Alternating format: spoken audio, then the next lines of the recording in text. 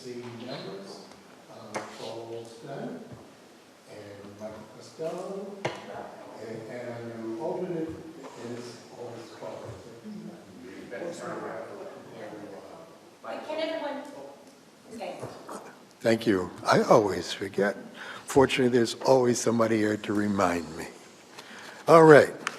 The April 10 meeting of the local planning agency of the city of Dunedin will now come to order.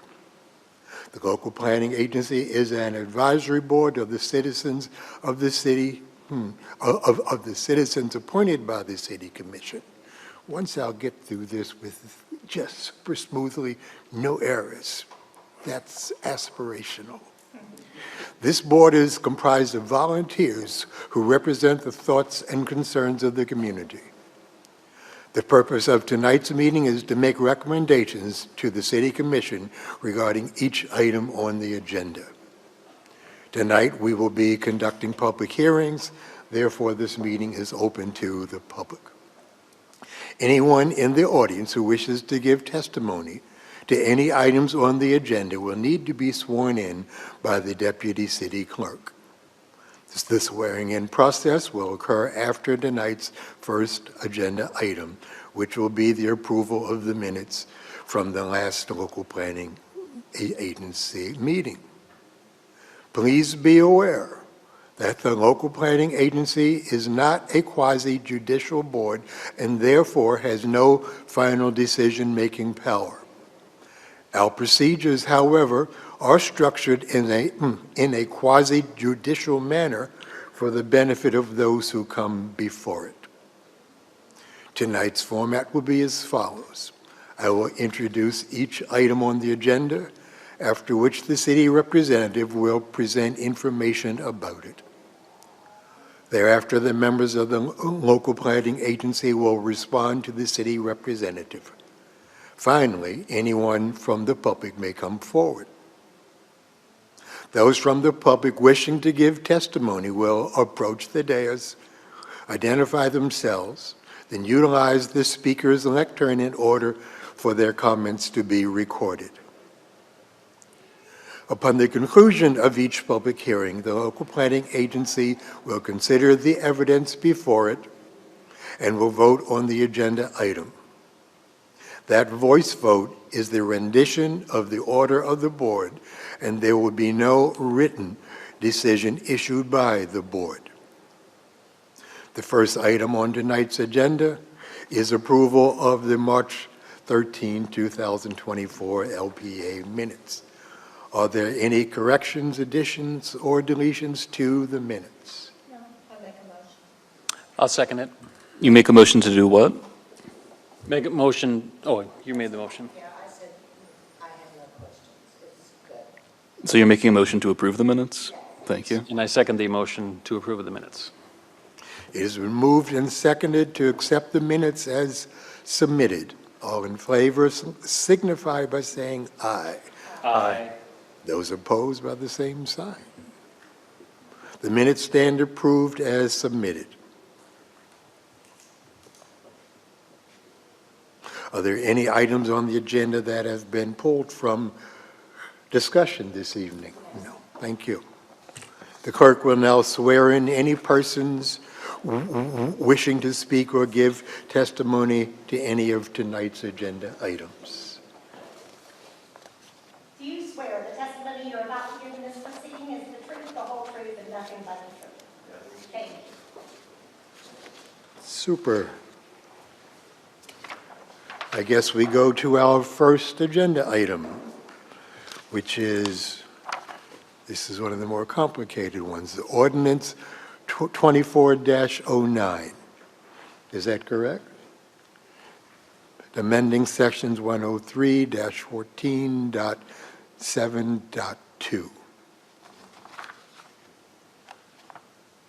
Has anyone on this board had any ex parte communication regarding this item? No. Thank you. Staff, it's your turn. Good evening. I'm Joseph DePasqua on behalf of the Community Development Department, and so I'd like to cover the background of this ordinance and what really the intent is.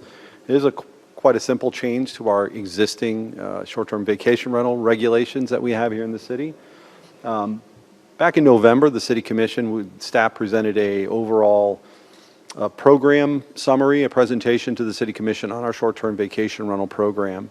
And overall, the program is working well, and I think the presentation was received with widespread support.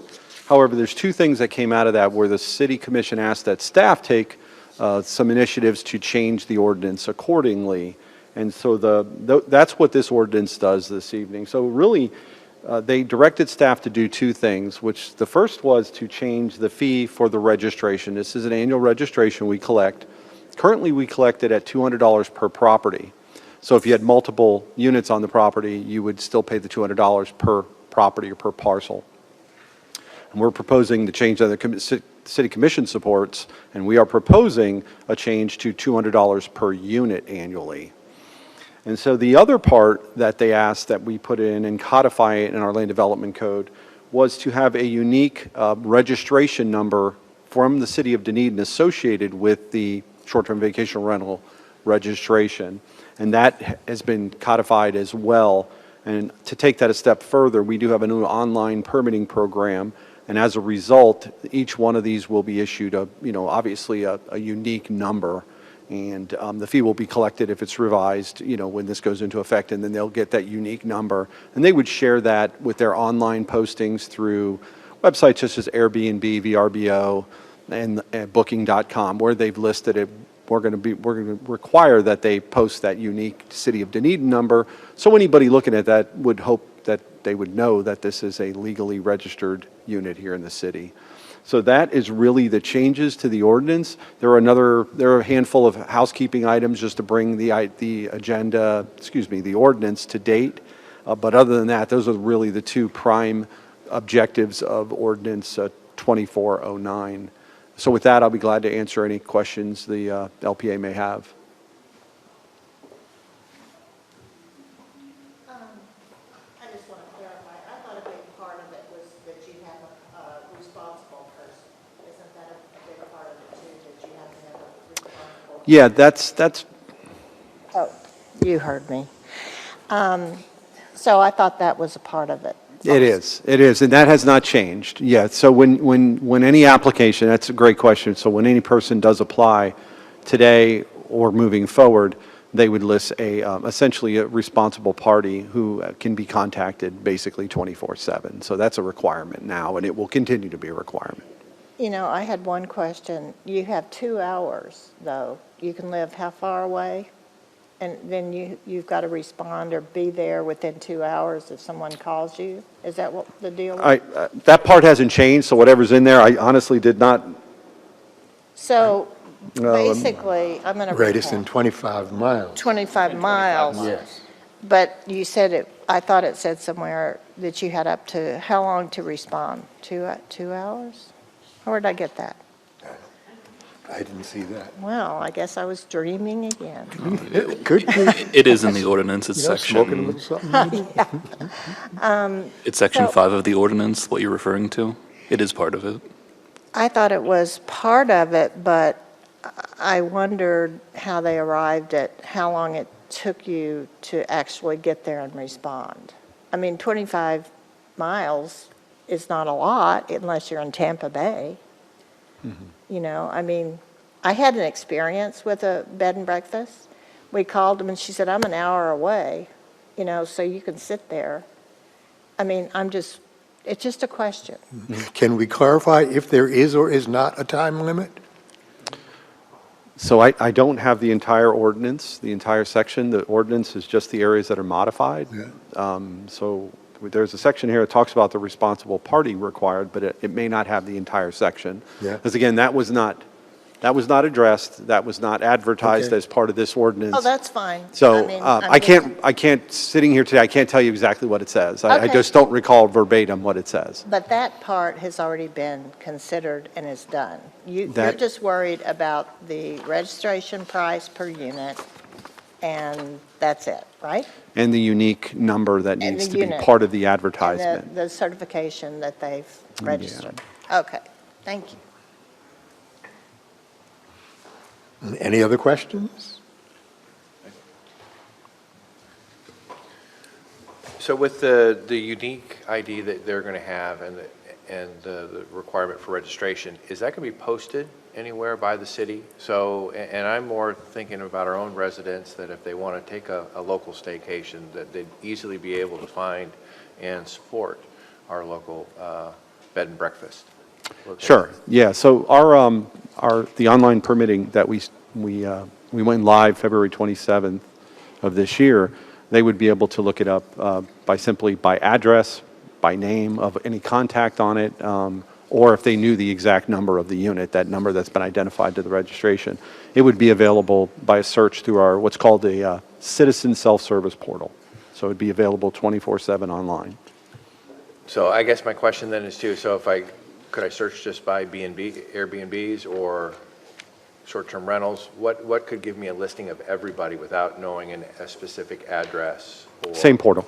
Okay. Yeah, you can actually, you'd be able to search that portal for any short-term vacation rental, any listing of them. If you knew the address or if you didn't, if you knew a keyword, you can put in a street name, it's going to give you results. So you could probably go there with very little knowledge of it.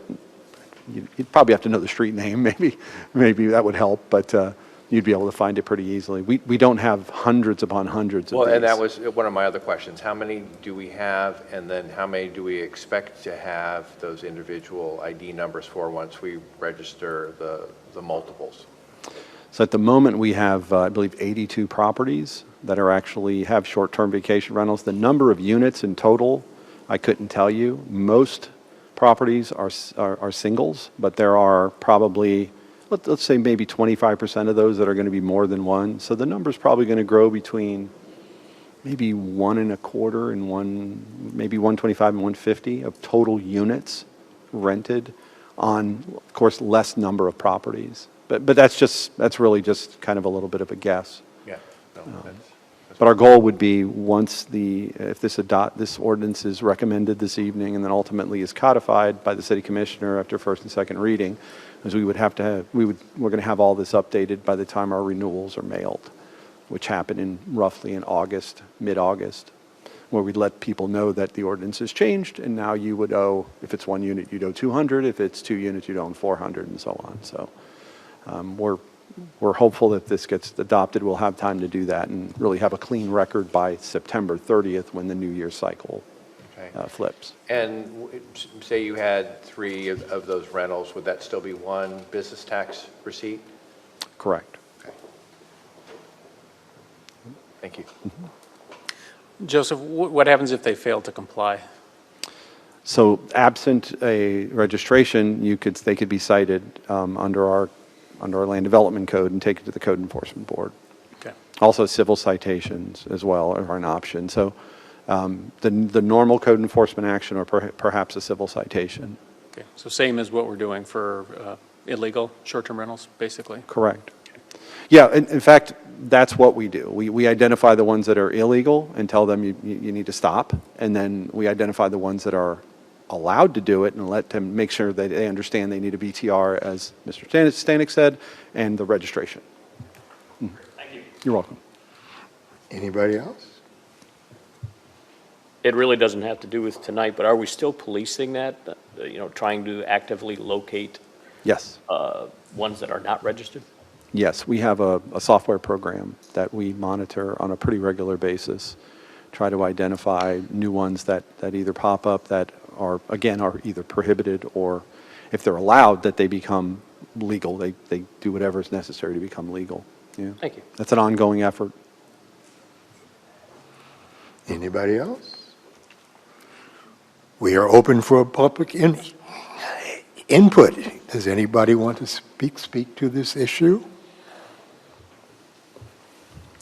Hearing none, we will move on. Do we have a motion? I make a motion, we approve the changes to ordinance 24-09 as recommended. Second. All in favor, say aye. Aye. The motion is passed. That was very professional. It's so easy when it's easy. All right, let's move on to application ANLUP-ZO24-01, 1304 That's New okay. York Avenue. Good evening again, Joseph DePasqua with Community Development. This is an item for voluntary annexation. I'm going to turn the presentation over to Kevin Nurnberger, one of our planners.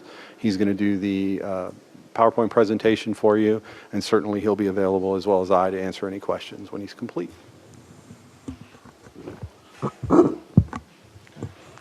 Good evening. Kevin Nurnberger, Planner 1. This application is ANLUP-ZO24-01 for the property located at 1304 New York Avenue. The applicant owner, Philip Polikoff and Lorianne Polikoff, wish to voluntarily annex the property into the city of Dunedin. The property is currently in Pinellas County. It has a zoning designation of 1, 2, and 3 family residential district R4, and a future land use designation of residential urban.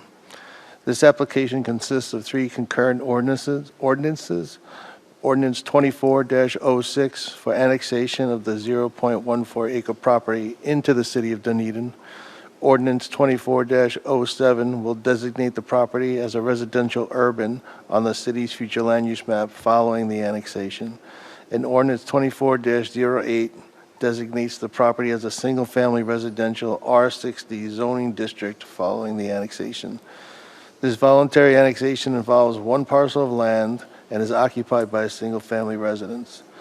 The residence has been under construction, and while under construction, the Department of Health determined the septic tank needed to be removed. It is now necessary for the property to be connected to the city of sewer system. The owner requested sanitary sewer service from the city in order to serve the home. As a condition of providing the service, the property owner was directed by staff to apply for voluntary annexation into the city of Dunedin. The property is located within the Dunedin planning area and is contiguous with the city limits on all sides. Therefore, annexation is required. This property is located in a cluster of approximately 13 properties along Bass Boulevard and New York Avenue that are not under the jurisdiction of the city of Dunedin. However, the surrounding properties that are in the city have a future land use designation of residential urban, which is for single-family use. The land use designation of residential urban allows for 7.5 dwelling units per acre, which is consistent with the surrounding properties and the current use of the subject property.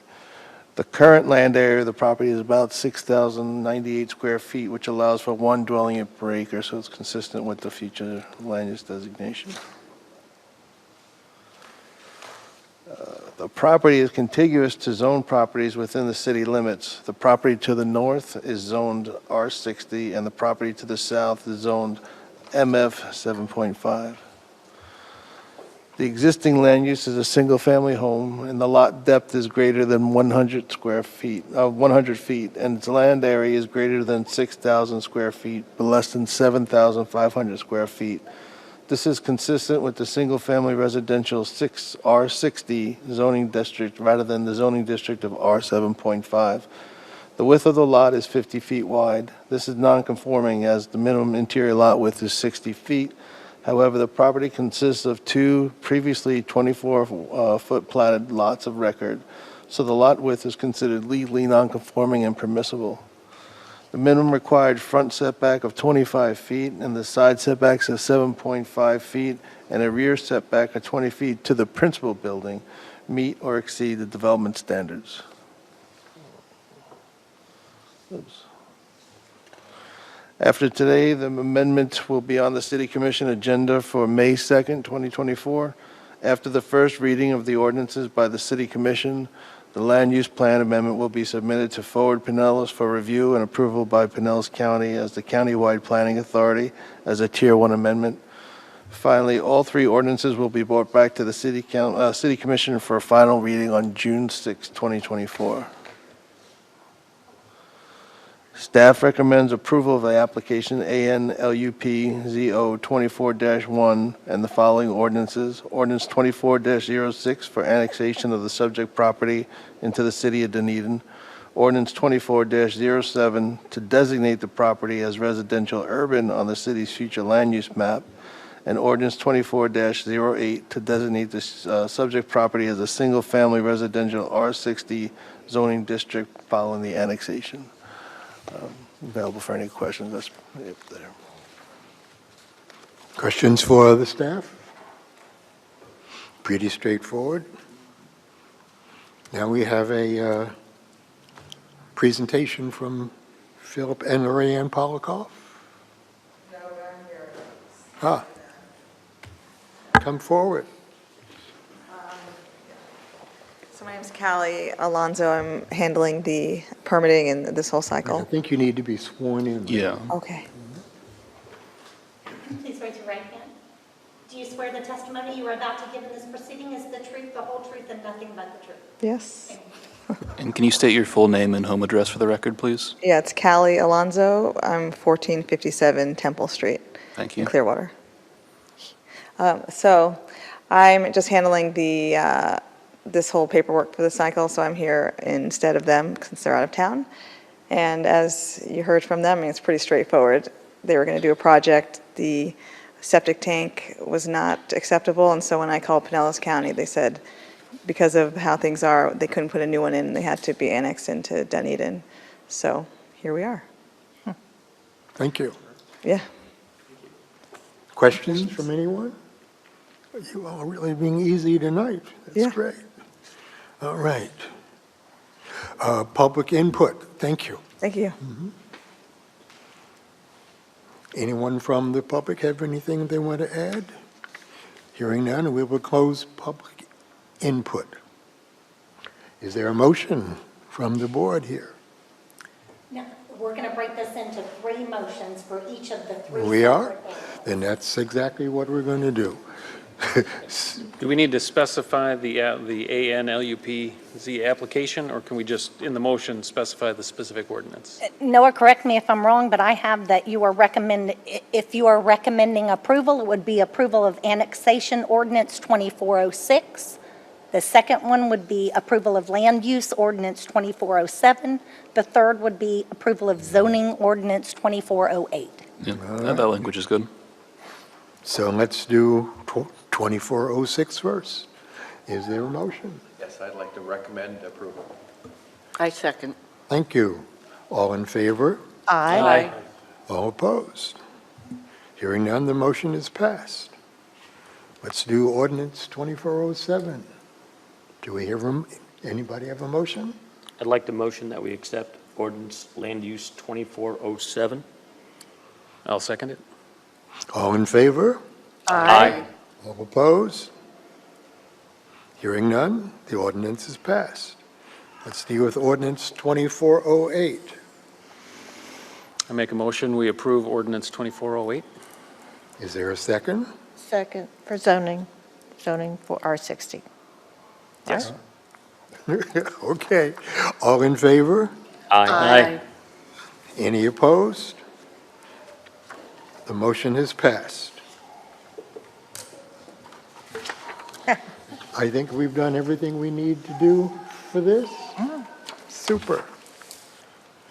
Any comments from board members about anything? Hearing none? Just a comment, nicely job by the staff. Made it really easy. Thank you. Yeah. Super. Then this meeting is adjourned. Thank you.